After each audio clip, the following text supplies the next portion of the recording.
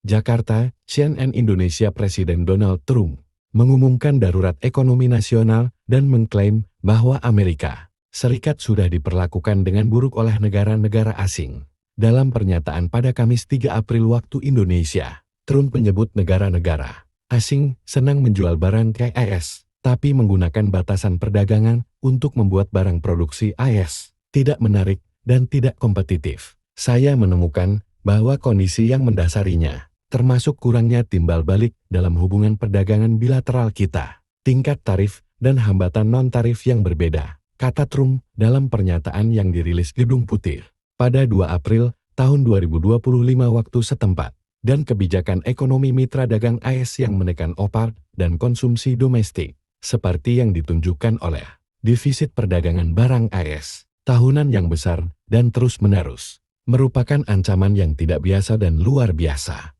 bagi keamanan nasional dan ekonomi Amerika Serikat. Lanjutnya, ancaman itu bersumber seluruhnya atau sebagian besar di luar Amerika Serikat dalam kebijakan ekonomi domestik mitra dagang utama dan ketidakseimbangan struktural dalam sistem perdagangan global, kata Trump. Dengan ini saya menyatakan keadaan darurat nasional sehubungan dengan ancaman ini. Lanjutnya, dalam pernyataan tersebut, Trump juga menyinggung telah menandatangani memorandum kebijakan perdagangan yang menginvestigasi penyebab AS mengalami defisit perdagangan barang tahunan yang besar dan terus-menerus, termasuk implikasi dan risiko ekonomi dan keamanan nasional yang diakibatkan oleh defisit tersebut, dan untuk melakukan peninjauan dan mengidentifikasi praktik perdagangan tidak adil yang dilakukan negara lain, kata Trump. Selain itu, ia juga menandatangani memorandum perdagangan timbal balik dan tarif pada 13 Februari tahun 2025 yang akan meninjau lebih lanjut terkait perdagangan non-timbal balik dan mencatat hubungan antara praktik non-timbal balik dan defisit perdagangan. Pada tanggal 1 April tahun 2025, saya menerima hasil akhir investigasi tersebut dan saya mengambil tindakan hari ini berdasarkan hasil tersebut, kata Trump.